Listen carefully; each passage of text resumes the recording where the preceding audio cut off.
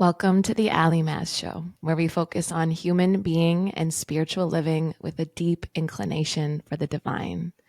Together, we delve into the seen and the unseen. We explore what it means to be well and whole from the inside out. Over the last 17 years, I've been focused on how movement, breath, and the power of the mind can liberate us from the template of our conditioning and carve a path to live a truly authentic life. My hope is that my guests will inspire and expand you to continue to choose the life that is yours. Today's guest is Mara Branscombe. Mara is a mother, a yoga teacher, a meditation teacher, spirit coach, TEDx speaker, and ceremonialist. She's so many things. She's also the author of two beloved books, Ritual as Remedy and Sage, Lover, Huntress, and Queen. Mara is an adventurous spirit. She has sailed across the Atlantic Ocean, trekked across the Himalayas, studied yoga in India, planted trees in Canada's north, lived off the grid in a remote cabin in the woods. She's worked as a Waldorf school teacher, and then found her passion for dance and choreography, which I also deeply relate to. All while yoga, meditation, mysticism, and ritual have been at the heart of her journey.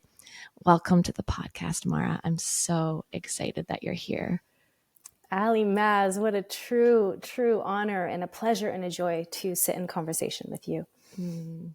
Mara, I was trying to recall the first time I met you, and it's not clear in my head, but I just know I ended up in one of your classes, and I felt like, oh, there's someone I want to be like. That was my first thought, because I knew dancers always can recognize each other, I think. And just the way you spoke and the way you moved around the room, I felt sort of like a mirroring and a role model and someone that I wanted to be like. There was a poise that I understood through dance, but there was an embodiment that was different than what I had been witnessing in my dance teachers. And I was just so struck by the almost the weight to the presence in the room. And it was just this grace that struck me so deeply. And I would have been young, I think. I'm sure I would have been 19 or 20, something like that. And I just thought, okay, there it is. That's someone who I want to be like. Oh, that's so beautiful. Thank you for sharing that. And I love that word poise and the weighted poise, the weighted grace. I have so many inspiring teachers and mentors that have graced me with that perhaps weighted poise. And I am in awe of, how we can show up to the work and how we shift through the stages and the ages and the cycles and the years. Mm-hmm. Yeah, that's something, and I really witnessed in your work, and something that really inspires me, and through your books, which we'll definitely get to, is you're maybe one of the first people I really saw living cyclically, talking and teaching about the moon, talking and teaching about seasons. And I think the older I get, the more I really understand it. Yes, I understand the seasons of the year. I'm really deeply understanding the seasons of my own body and my own menstrual cycle.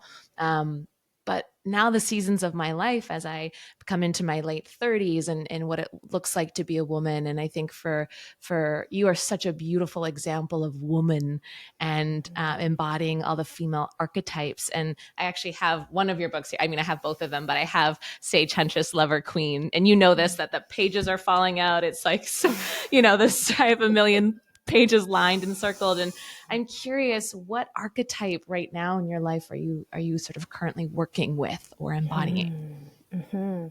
Well, in my 50th year on this planet, which I am so overjoyed to tell everyone, I turned 50 this year. And, part of my work is I feel I'm being really called to reframe aging at this time for women, for men, to, really take a hard look at all the ways in which we deny ourselves of this journey of maturation. So I am working with the sage right now. And the sage is the wise elder that lives inside each one of us. The sage is the one who is a healer. The sage is the one, a healer of self and perhaps maybe healer of others. and I'm working with my intuition in a deeper way than I Mm. ever have, and trusting that. And so I'm really working with that sage Mm. archetype right now. I love that. We've spoken about this before, and I think sometimes I live in Los Angeles. I feel impacted by not seeing people age truly. Yes.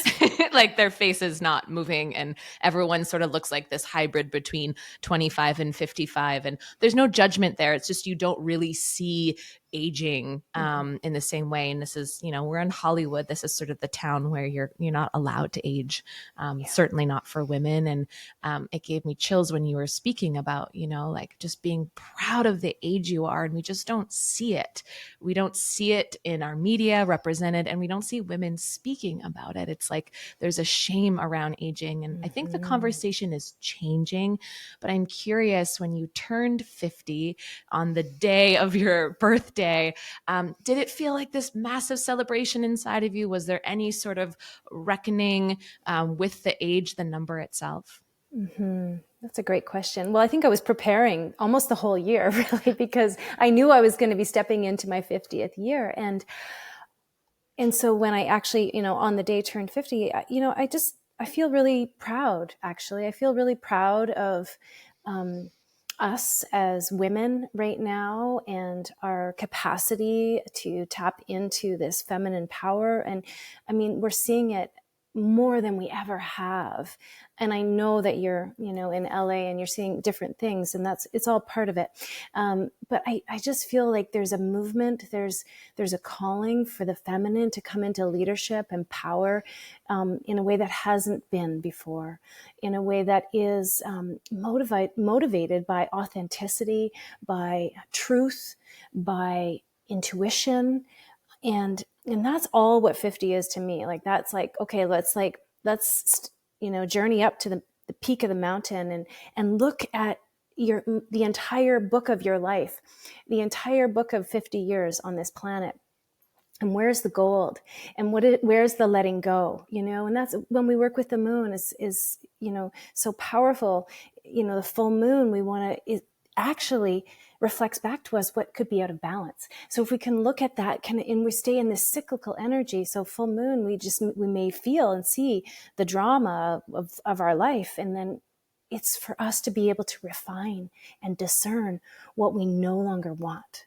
And the new moon is that, capacity to create new beginnings, new seeds, those aha moments, those new little glimmers of intuition that come forward. Mm. Yeah, I love that. It's so beautifully explained. And I'm curious, we just had a big full moon this week, and I'm curious and what sort of process you're in right now Mm-hmm. in terms of letting go, and then maybe what process you're in terms of creating. And that could be the physical manifestation or maybe something else. Yeah. It's, I feel also that I've just finished writing these two books. So I really spent about 4 years in my home writing.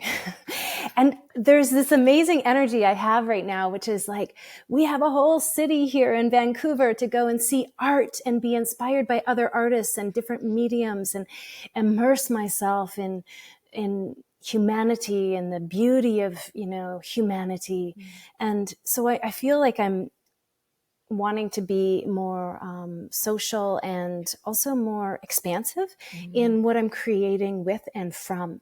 And so it's almost as if it's going that, my writing process right now is moving into a whole nother plane that I haven't experienced before. And so, every morning I wake early to meditate and do breath work.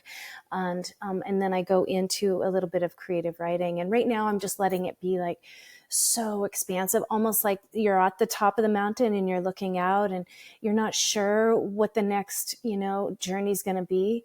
And that's such a beautiful place to be. And it's a vulnerable place to be. It can be a really scary place to be. It can be that kind of place. I've been asking myself, like, who am I? Mm. Or, what's going on here? Where do I want to put my energy now? How can I, be as true to myself as possible and share that with the world that's going to create good impact? Yeah. Yeah, it's amazing. I think when I was younger on this path, 19, 20, think, oh, if I just go through this sort of one portal, this one process and shed these layers, then, then I'm done. And then and all through my 20s, sort of thinking, okay, oh, here's another one. And oh, here's another one. And the older I get, the more I learn that it's never ending, this process of asking the question, well, who am I now? What's emerging in me now? And before we pressed record, I was saying to Mara, part of the reason why I wanted to have a podcast is like, I'm a wholly new person than I was 6 months ago last year. And I just feel, and I know you feel this too, is like constantly seeking new mediums to express oneself. Mm-hmm. And I'd like to take it back maybe a little from, you've done so much in your lifetime. But from, how did you get to this woman now? You were teaching school, you were dancing, choreographing, and then yoga. And then you've really deepened into ritual and ceremony. And some of your studies have been really fascinating. So I'm curious, how did you get to be the teacher that you are now, given all of that experience and study?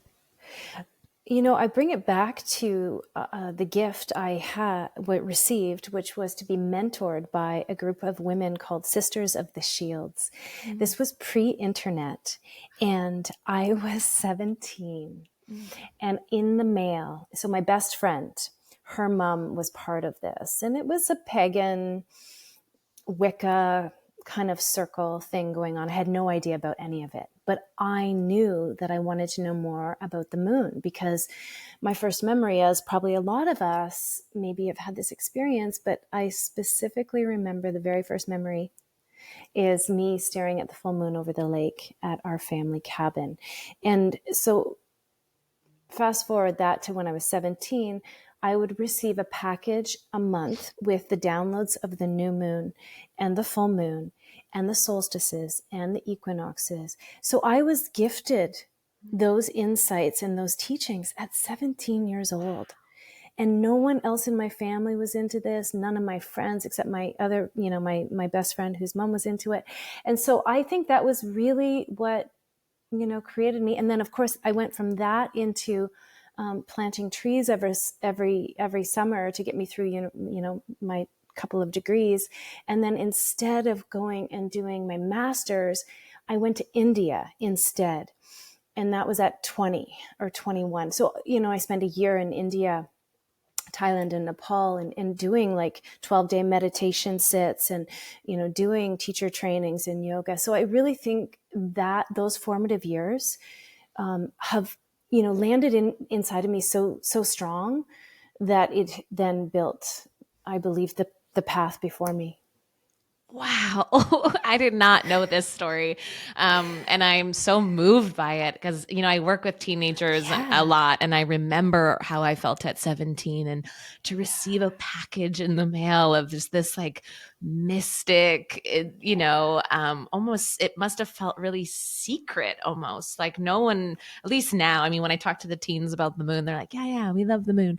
It's just, the language is so different. But I would think that when you were 17, like how exquisite to be initiated into something like that so young.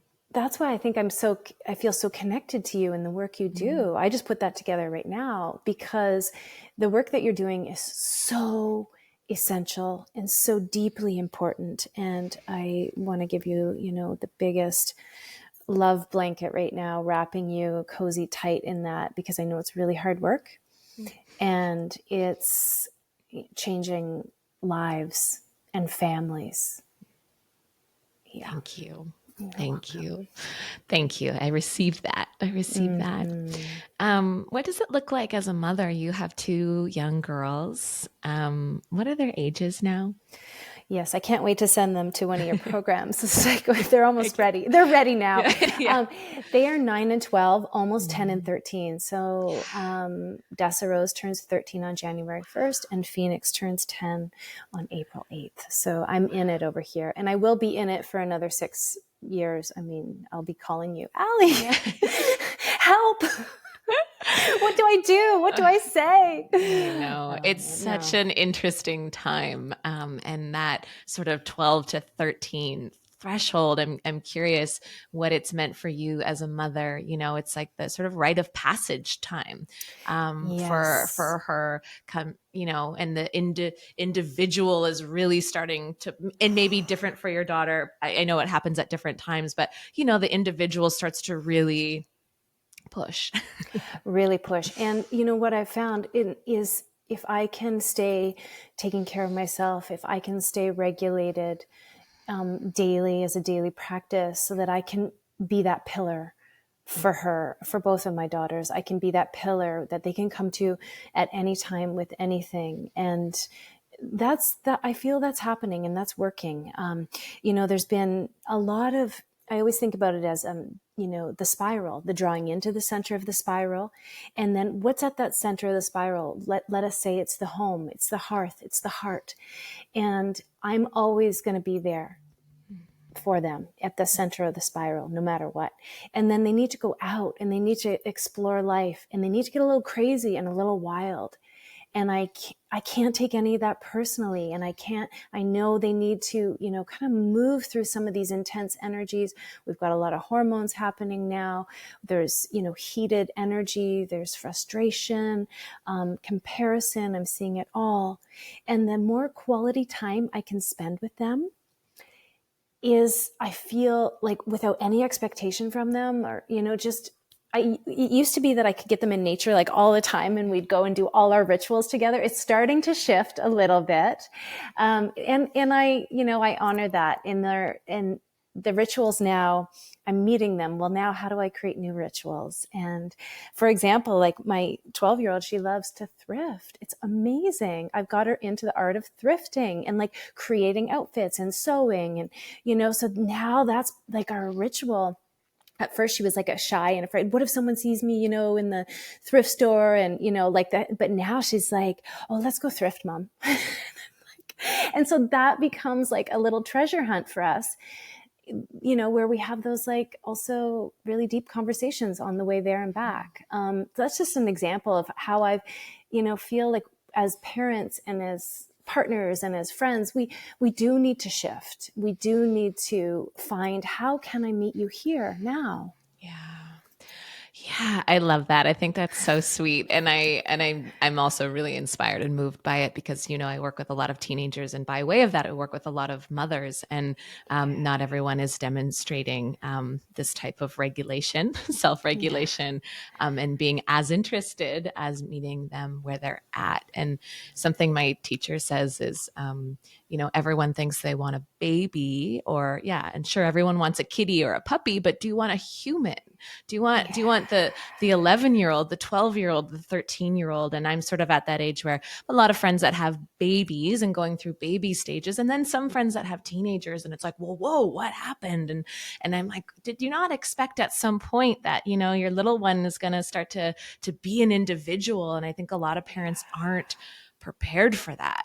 And I just see it time and time again. And I think about that a lot. You know this about me, and I'm open about this, where I do want to be a mother, but it's been a hard or not hard conversation, but a hard decision, weighing the decision for me. Because I know maybe it's because I work with so many teenagers that it gives me pause, but I'm not just looking at, oh, like cute little baby clothes. I'm looking at who is going to be that 12 to 13-year-old. yeah. That I think is the biggest calling of motherhood, is really this age. Whew. Absolutely. And you're not aware of that if you're not in that line of work. I mean, No. yes. And the Waldorf teacher training I did, I feel I did that training to be a mother, to tell you the truth. Mm, I feel like I mm, did work in the school for some time, and it was, and I miss it, that job still. I taught kindergarten, if you can imagine. yeah. Just like they were my teachers. They were like, oh, it was so, so incredible. And now when I look back, you know, we look like, why do we do things that we do in the time? And I definitely pieced that part together, that I Yeah. was preparing for motherhood. Yeah. Oh, I love that. I love that. And that was, yeah, the weaving kind of your story into how you got here. I love that teaching is a piece of it. Being a school teacher and working with little Mm. kindergarteners. I'm curious about dance because I know that we sort of have a similar path there. I'm curious how dance, or if it does show up in your life, this Mhm. current place. Well, I miss it. I miss dance. Me too. And I think I've shared this with you before. It feels as if the words that I write are somehow the choreography that I used to create. So, and I lead myself through expressive dance and authentic movement. In fact, I lead others through that's moving with eyes closed. And so just really, moving from the inside out. And so that's where it's at for me right now. And I see all the dance shows I can. And actually, my daughter Phoenix is a dancer, a gifted dancer. And so I'm playing it really like, again, very spacious for her, so she gets to choose. I'm not the dance mom. I'm the mom that says, okay, yes, if you want to do that. So, but I really do miss. I miss that, the discipline, the rigor, the physicality, the expressive energy, and yet I feel that the artistry now in me, again, it's almost like the dancing happened at that stage and cycle of my life so that I could, be in the dance of life now. I so get that. I think dance has, especially at a young age, incredible ways to, I don't know, just taught me so much. It feels like the foundation of everything I do. And I love that you said writing feels like the choreography. And you're someone who I know holds a very sacred and disciplined practice with writing.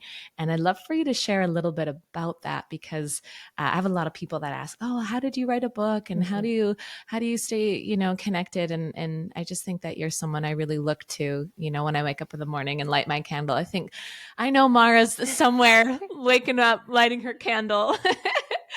And so just, Right. yeah, curious if it's always looked like that for you, or when you starting to feel the call to write these books, did the discipline kick in stronger? Yes, I started by first writing articles. Mm, That was a great practice.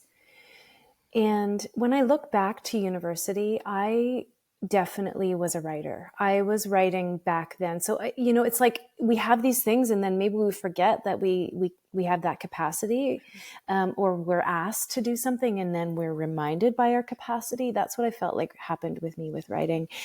I was asked to write articles for Gaia, actually, for the platform where I had lots of videos. And I want to actually, that was a wonderful permission for me to then write more. So that then I felt like, oh, this is really fulfilling me. I really like this. And it was when my children were very young. So I wasn't out and about traveling a lot. And so it gave me a beautiful sense of fulfillment. And then, it became much more creative as I went into the writing process. So my writing process is that I write early in the morning and that I wake early to write, and especially when I'm writing a book.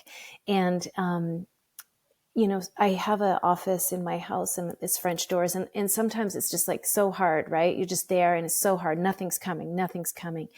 And, it's like Brené Brown's shitty first draft, right? Like you just got to push it out. You got to push it out. Who cares what it is? And I work with a lot of clients now. So I have a private practice where I do spiritual counseling. And, I have a few clients that are, have been given terminal diagnosis with cancer, actually. So it's been really big work that I'm doing, and I'm supporting them to write, in fact. And I'm teaching them how to do that shitty first draft, and we call it chicken scratch, and just like getting it out.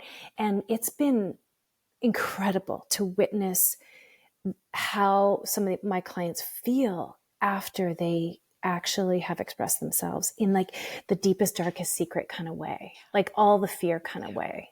Yeah. Yeah.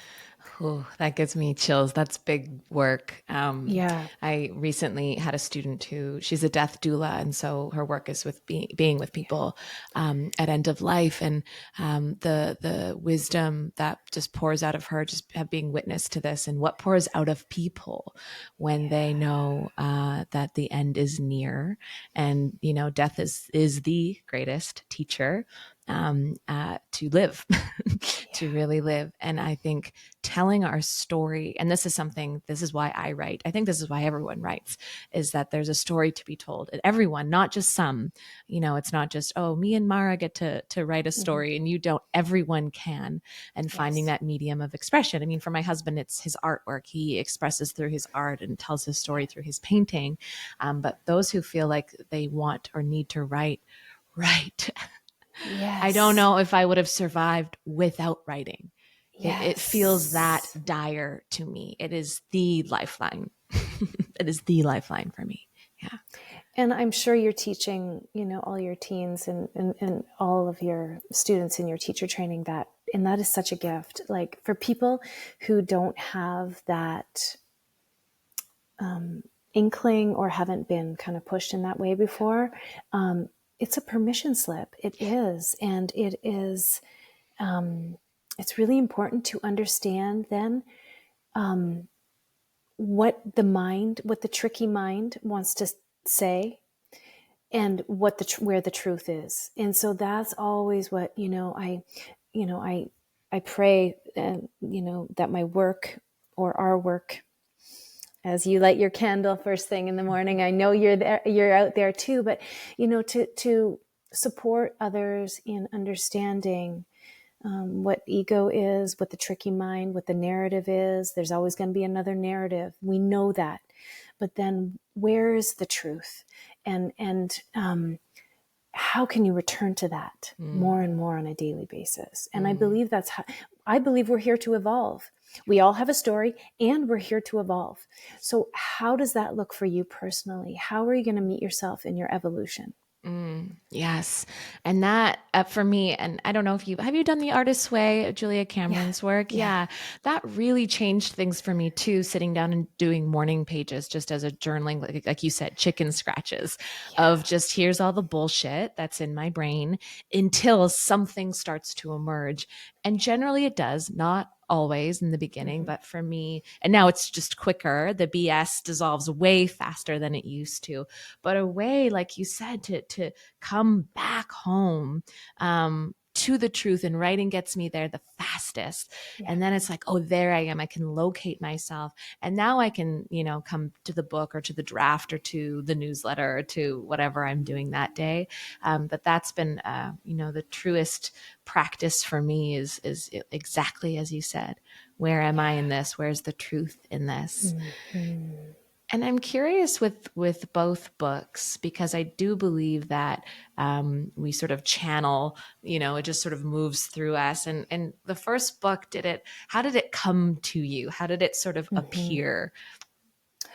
Oh, yes. It was very strong. It was a lightning flash of intuition. I actually have it right here. Rituals Remedy came. I saw myself actually standing up with the painting behind me that I made one day. I made that painting just really fast. It was a print of something else, and I decided that I wanted to paint over it. So we also, it's like painting is dancing too, right? It's Mm-hmm. that movement, that expression. But Rituals Remedy, I saw myself holding a book, and it was my book. And I hadn't even thought about writing a book. And I went, oh shit, now I have to write a book. Like it was so strong, it was so strong. And this was an online course for 5 years. So I did have the bones of the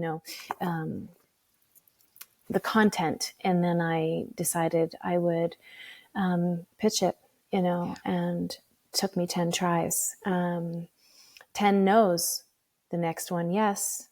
So there we go. And it was the moment on that 10th no, I said, that's okay. I'm going to self-publish. The next day, I received an email that said this publisher was interested. When I decided that I was going to do it myself, regardless, like no matter what. And I feel that that's the universe. Like, what do you turn your hands up? This is my thing recently I've been doing in my practice. I want to share it with you. Is I turn my hands up in meditation, and then I ask myself, what am I saying yes to today? Mm. What am I saying yes to Mm. today? And it's we become magnetic frequencies then of that yes. Oh, I love that. Yeah, my one of my teachers says that surrender is this or something better. And I've been really feeling into that. Mm, Surrender is like, okay, maybe it's this. Maybe I self-publish and then all of a sudden the next day, oh, here we go. And the letting go, and it's interesting, and we've spoken about this before, and I've shared openly about this sort of the last couple of years. I was working for a company, working for mostly men, and really working in the masculine. And something really shifted for me when I moved to America and really felt capitalism and patriarchy and white mm, supremacy, and really firsthand in a different way than I had felt it in Canada, and sort of flipped the switch of my intuition off and just kind of clicked back into this programming of mm. push, push, push, push, push, push, until I couldn't push anymore. Right, the body says no, and just been this sort of beautiful reckoning and awakening, and ultimately it led me here. I'm grateful for those couple of years of contrast and teaching. But what I'm learning so much is really this feminine, deeper feminine approach to not just my life, but to business and to my work. And to me, the surrender is innately feminine, is innately fluid. And instead of pushing, because I think so much of what the messaging we get as entrepreneurs is, make it happen. And, it's Yeah. so much trying to control. And it's been so beautiful for me this year to watch the things I try to control and force, watching them crumble in my Yeah. hands.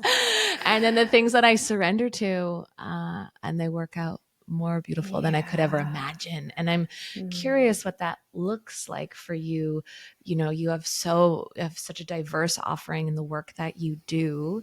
What role does surrender or the feminine principle play Mm. in business? In Yes.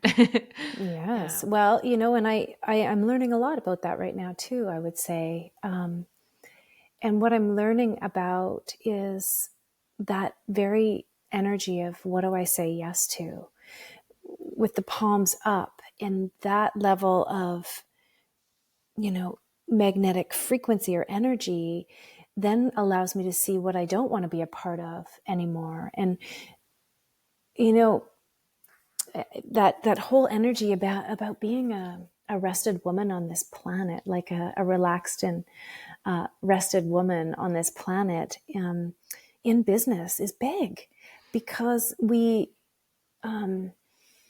a lot of hustle, there's a lot of that kind of putting us in boxes. And I literally have had this image of the boxes falling, the frames falling out, the frames falling away.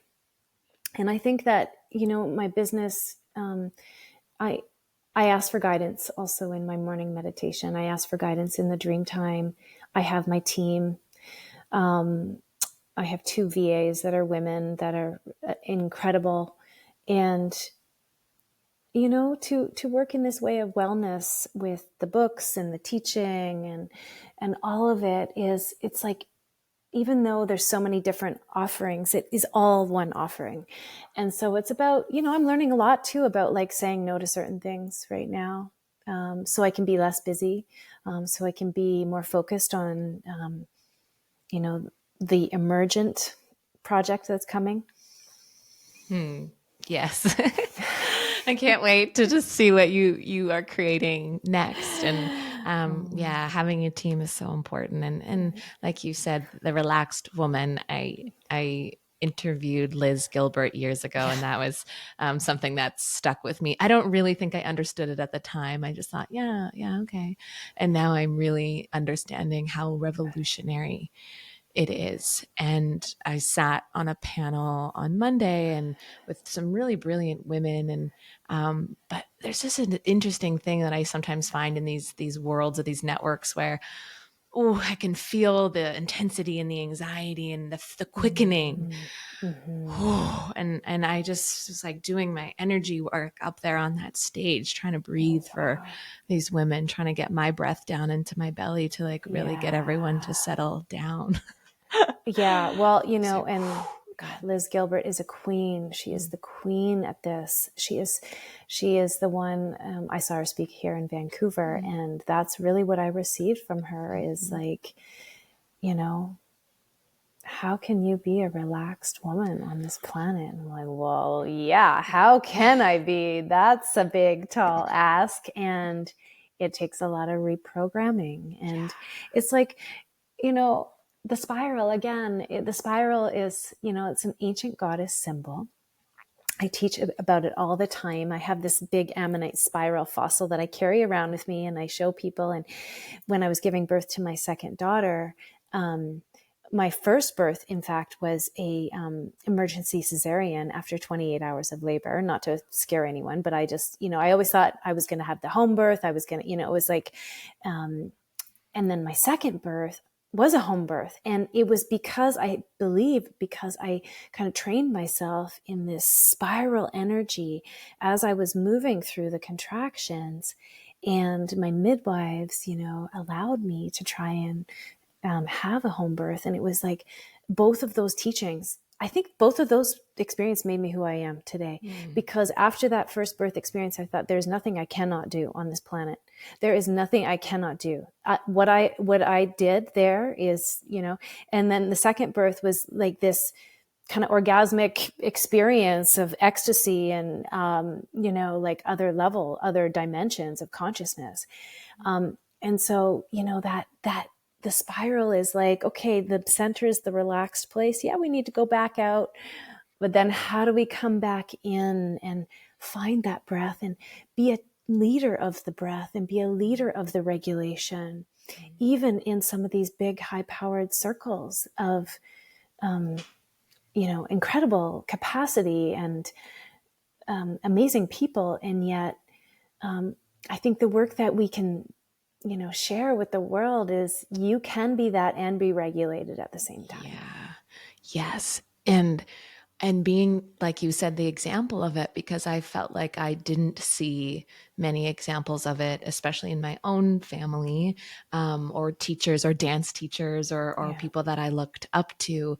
I was seeing always instead this compulsion to worry and this compulsion to be constricted and in fear. And that's sort of what, when I, sort of see and feel my lineage, it's a lineage of constricted women. And I came out, like a little asthmatic baby and, trying to find my breath. And I think that's sort of been the common theme through, Yeah. it's why I teach breath and breath work. And, but Oh, really beautiful. learning how to breathe on my own in this lifetime, because, I can just feel the control. And so, the deep patterning of, for me, it's the compulsion to worry. When things Yeah. are relaxed and calm, the ego pops in and goes, isn't there something we should be worried about right now? Yeah. Isn't there something to stress about? Isn't there something to mull over? And this year in particular is like, we talked about it before I pressed record, the witnessing, okay, that's there. That's old. It's not mine. It's an old paradigm. There is nothing to be afraid of. Thank you so much. Goodbye. Moment to Yes. moment, until you get to a place where, wow, I actually can be this here at home, and I can be this in LA traffic, and I can be this, in customs in a foreign country. And then it gets really fun to play with. But the examples for me certainly were not present. Yeah. Yes. Yes. And so it's like the unlearning to find out who we are. And isn't that a life journey? Yeah, my teacher says that a woman's favorite question is what's wrong, and I see that. I see that in my own life. I see that in my family. What's wrong, or what could be wrong, or what's wrong. And Yeah. I think now, really, the reprogramming is what's right. What's good here? What's beautiful? What's working? Yeah, like you said, previous, like the shifting the negativity bias. And I'm curious what that looks like in your life. currently in your own witnessing of the programming and ego? Well, and again, it takes me to be a rested woman in order to be that. So I'm just going to call that out, because that soul care piece is essential to being the witness, because it's so easy to get caught up in the show. And I've been witnessing really, for the past 2 years, also, as I've been teaching a lot about lunar cycles, and I always host, events on moon days. And what's really interesting is to witness and to muse upon whoever's in your household at full moon, or your animals, even your friends. What kind of drama starts to rise? What kind of imbalances do you start to see? Then you see them in yourself. Yes. And then can you see them not in a judgmental way, but in a compassionate way? And that's why, I think writing the archetype book, which was quite a surprise. I had no idea I was going to write that book. It wasn't until it landed. I was like, oh, okay, that's the work. I received the message. And what it taught me is, as I went through each archetype quite deeply for 2 months, I lived each one. And then I came up with practices and meditations and breath and rituals that would go along with the huntress, for example, or the sage, or the mystic, the queen, the lover, etc. And it taught me about being compassionate to that muse, to that lens. And it allowed me to track and see where it also lives in my daughters, in my husband, in my parents. So it's not related to gender, but really like, oh, I see that's that trigger, for that person. And then understanding where that trigger comes from is what makes you a compassionate person, to not judge, but to hold and to become the witness. Because everyone wants also a loving witness. Everyone. Yeah. Yeah. Yeah, everyone. And I think, when I work with teens, the question I get the most is, well, what was your training to do this, and who and how do you work with them? And what's the sort of everyone wants kind of like the program or the Cole's notes. Okay. And I just said, I just witness. Yeah. That's all. It's really simple. There's no sort of agenda other than lovingly witnessing a young person, and that's it. And I know that's what you do as a mother and as a partner. And it's such a beautiful reminder that what needs to be in place in order to be a loving witness. And it changes, right, with each cycle. Now coming into winter, we're going to need different things than we needed in Yes. summer. And I'm curious, what allows you sort of, I know that you're deep in your ritual practice and your care practices. And I'm curious if you can share with people maybe what a day looks like for you as a mother, partner, or working woman. Where are you implementing your care, and what does it look like? Oh, well, and you can add a dog in the mix, a Yes, high yeah. needs dog. So we have a high energy dog also. So I wake early, like 5:30, before others are awake. And I do what I love to do is I don't turn any lights on, as I light a candle, so that I really work with seasonal light. On the Pacific Northwest over here, it's pretty dark in the mornings. So that candlelight really holds me. And I go right to my seat, and I have a meditation and a breath work. And then I move into writing practice. Then, getting the kids ready for school, making their breakfast, making their lunch.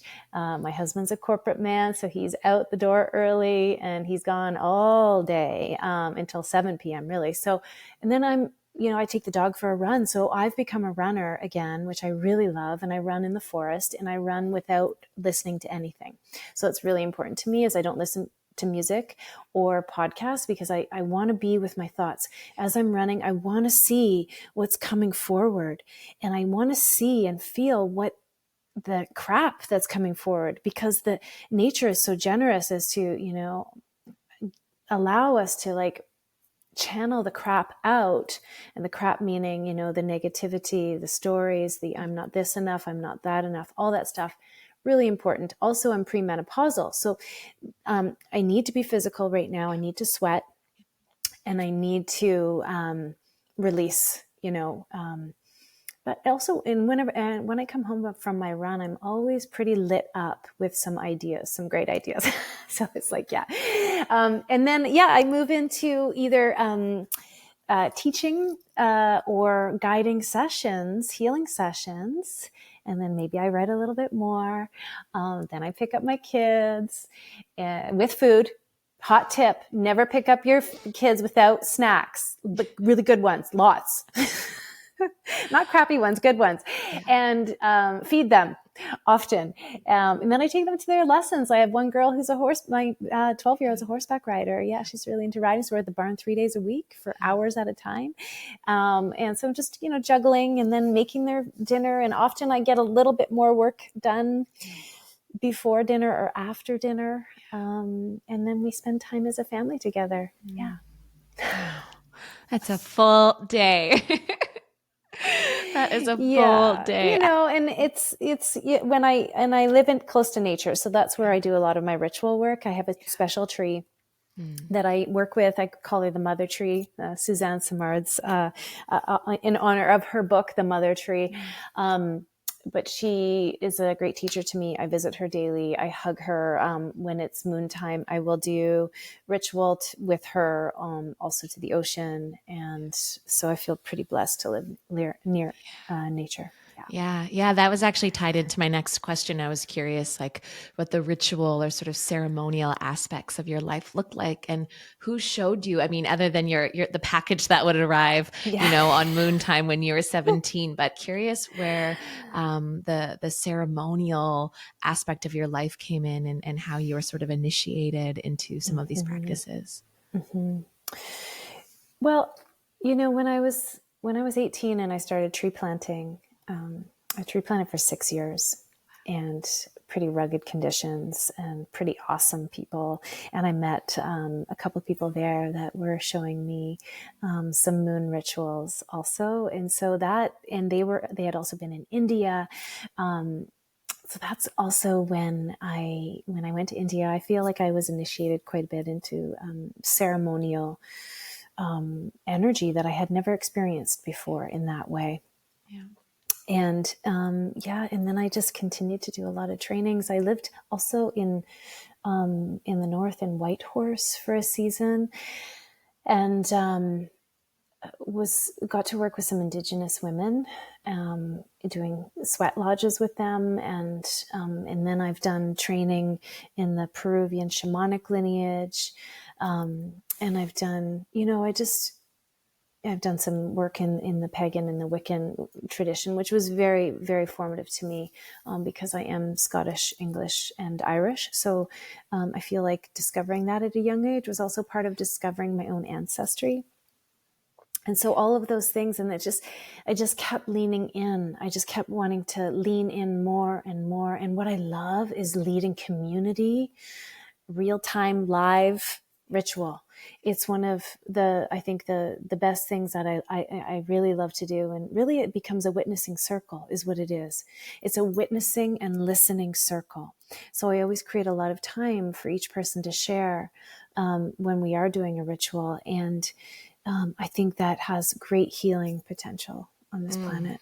Agreed. I think anytime people Mm-hmm. are in circle, being witnessed is healing the planet, and I feel that deeply. And we're seeing so much go on in the world now, and always have. And something that I've been speaking about a lot and thinking about in my own life is my own war within myself. And we can feel so helpless sometimes looking at what's going on outside of us. And the call always is to look within, and in where I'm waging, not the type of wars I waged against myself in my 20s, and but it's still there, sometimes that mind of lens of violence, and violence could be, just a thought, a negative thought, Yes. a doubt. I think that sometimes the word war, obviously carries heaviness and connotation to it, but it's really looking at where I turn my back on myself or where I abandon myself. And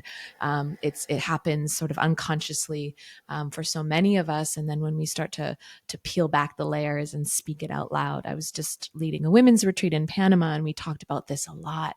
And at first it was like, well, what do you mean ending a war within myself? And as the week was unfolding, what was being shared was like, wow, I can be my own worst enemy. I am being violent with my thoughts, or violent with my lack of rest or my lack of care. And so when we sit in a circle and we witness each other and we reveal what's going on, is so potent, because if we're not witnessing each other, then you think, oh, I must be the only one that feels this way. I must be the only one. Yeah. That's exactly it, right? Understanding and feeling connected, that you are not alone, that you are not the only one, and that really comes back to our sense of belonging, in a very disconnected world, in a very high, paced, media driven world, where we used to be more and more and more in community. We used to be, maybe it wasn't these conscious circles that we're having now, but we were sitting and having dinner with, our extended family on a regular basis. And we were out on the farm working together, doing mindful work together. And so, where is it that you can find things like this, where you can be in a circle that's with like minded folk? I think is a really important question to ask.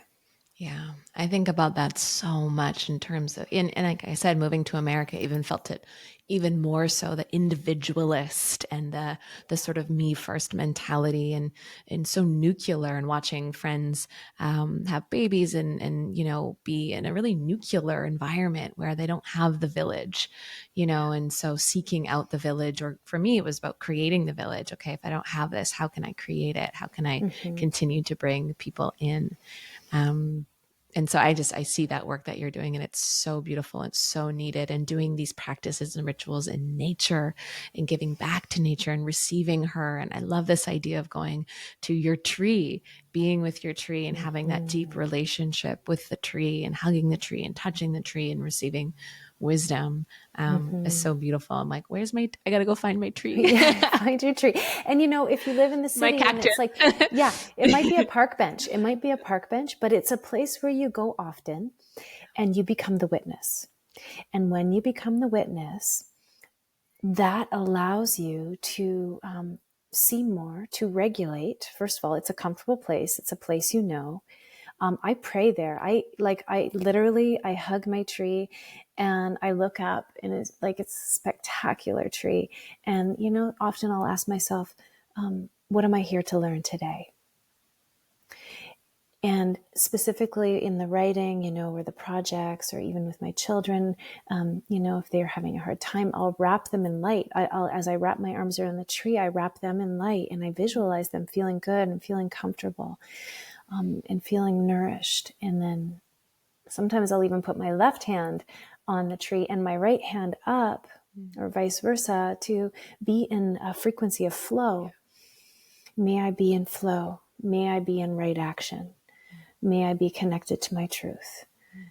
May I continue to evolve in my truth. So I think there's a lot of, when we can start to talk to ourselves like this, just like you were saying, like, what is good here? What is good here? That's good stuff. And you give yourself permission to do it. First, it feels a little funny. I also do things like that in the bath all the time. I'll pray, or I'll tone, or sing, right? And I teach people also, I encourage them, like, pray in the bath, like get in the bath and just pray and cry hard if you need to, and pray for forgiveness for yourself or others, or pray for what is needed on this planet, whatever you can do, because we're meeting something within us that needs to be expressed. And that's really, really, really important. Yeah. I love that. I do something similar. I have, all of my, I'm sure if we all saw each other's houses, I'm like, I have all my corner and then my this and then my that, and this is where I do this. And, but the bath is like alchemy for me too. I need to be in water, and that's often where a lot of emotion lives and feels safe to come out, and using your voice. And healing is really, it can be messy and fun and creative, and giving space for that. And we do this with the girls. We're always, let's go, we're gonna go, yell into the ocean, or we're gonna go stomp our feet into the earth, and put your hands in the soil, or go be with the goats, or we bring the girls into nature. But this, for anyone listening, like you said, finding the little pockets, even they exist. I lived in New York City, I still found those places and spaces, or your own bath, or the shower, and letting the water run over your body, and cutting the energetic cords of the day. And ritual can be as simple, or as profound as you need it to be. And I think that's something I've really learned from you. And I just love that that's such a big piece of your message, and what you're teaching people is how to be in communion with nature, and communion with oneself, and in communion with the divine. And I'm curious if you have, it's obviously the ineffable and undefinable, but sort of in your own words, what the relationship with divine means to you. Great question. There's a presence that is unseen, that, however, is palpable, in that it's comfortable, it's supportive, it's nourishing. It's the one that whispers, those little whispers, like, you can do this, you got this, try it this way. Those kind of that kind of energy is what I feel it is. And I feel it's a two-way energy. It comes from within, really from our center. For women, it's the womb. It's our source of power and knowledge and wisdom that we're here to reclaim at this time, and to shatter some of the boxes that have been around. You can only receive a message from the divine if you've done this training or that training. Like, I just want to give everyone permission that if you show up for your meditation daily, if you go out in nature as often as you can, without distraction, those kind of energies is where the divine dwells and wants to support you to live your best life. So beautiful.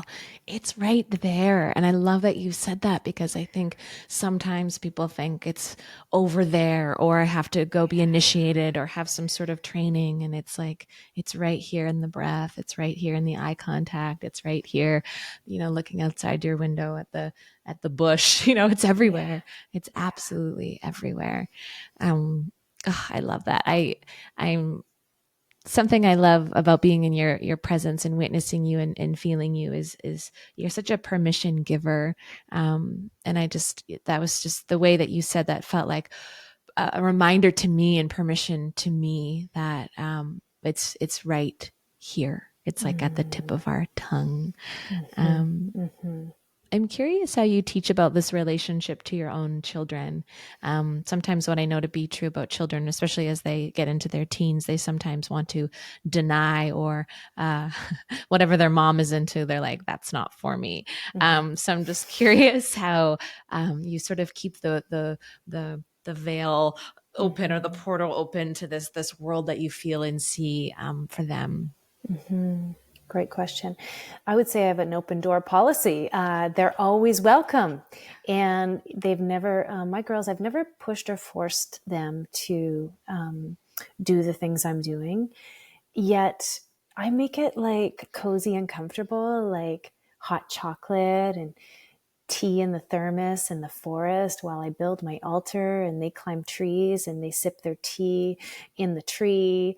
There's cookies, like I feel like it's not about food, or, but it's about an open door energy where they feel cozy. It's not like if they have to be a certain way or anything's dogmatic. It's like we're creating in the moment always.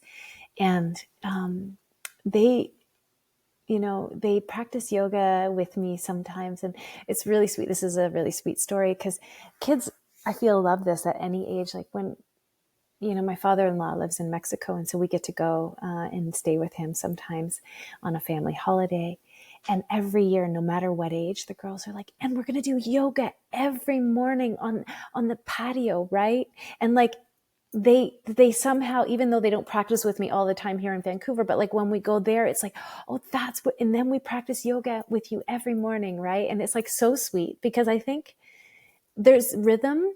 And so following, and they, we're coming into the holiday season, like we celebrate solstice, Hanukkah, Christmas, and Dessarosa's birthday is on January 1st. So we do all the things. And I really love that. And then we also have parties for their friends, and they come over and they do a gift exchange. Like I just really feel like this open door and connection to community is of all ages. And that's, when I have people come over and we do, dinner parties or, whatever solstice gatherings, it's always all ages, all stages, everyone's welcome. And I feel that if we can model that, there's no exclusivity ever. Yeah. Yeah. I love that. I think everyone probably listening is like, can Mara be my mom? I want to go drink hot cocoa in the forest with Mara. Like, Yeah. I want to go Cocoa. do that. Yeah. I want to go do that. And I love going back to what you said about snacks, picking your kids up with snacks. As I think about myself as a kid that was getting picked up from school and then I had to go to dance and I'm just hungry and I'm pissed. Yeah. I'm like, I'm going to need you to feed. I'm still like that. Yeah. I'm still like that. Yeah. I think half the world is walking around hangry most of the time. It's like, feed us, feed your people. Totally. Yeah. Yeah. Yeah. What is that thing like?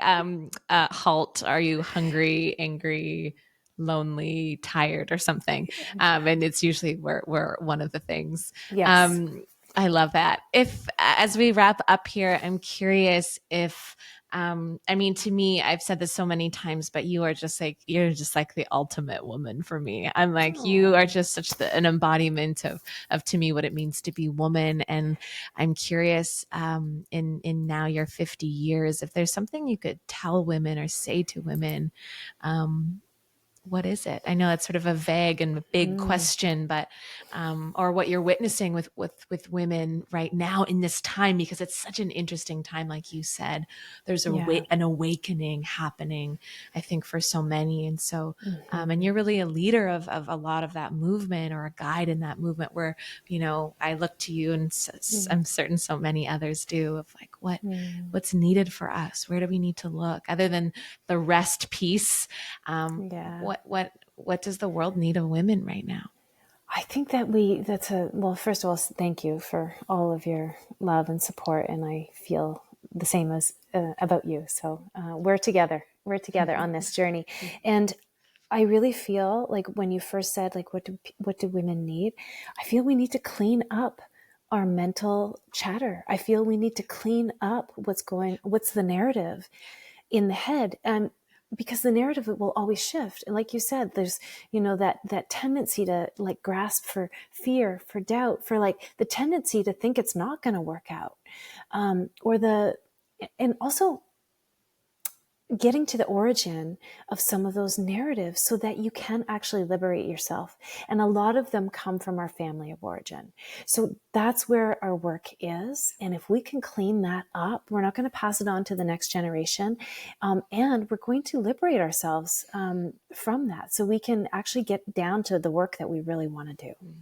Yeah, I love that. And to me it feels urgent. It's like it feels really urgent. It's now, and thinking about the next generation of, who's inheriting this fear and this doubt, and it's like we are the ones that need to stop it in its tracks. And it's a day-to-day process. That's why, these rituals, they're not luxury. It's a necessity to be up and to be in communion with spirit, or however you want to define that for yourself. And like you said, said, hear the BS and clear it, clean it up. Yeah. It's time to clean it up. Yeah. And so the meditation, the candle lighting, the journaling, those are all things that are free. We don't, of course, we're going to get our counselors and our therapists on board when we can, and all of that, if we can. And though it's the daily work that is generative of our own evolution. Yeah. Ugh, couldn't have said it better myself. So beautiful. And for people that want to work with you or connect to you, where's the best place to find you or find your amazing books? Thank you. Just my website, marabranscombe.com. So my name, and it'll all be there. Amazing. Yeah, the books are, even as we were talking, I was feeling this book, like it literally has a pulse, this book. Like it feels like it's pulsating. And it's so rich and so deep. And it's a book that you can, turn to any page, and feel like you can really pull something out of and receive. And it's certainly, both books have been like that for me, but they just feel like this living, breathing pulsation. It just, I don't know how to explain it. It has its own sort of energetic signature or imprint, and it's really wild and alive, this book, both of them. So thank you for your dedication and your discipline, and for answering the call.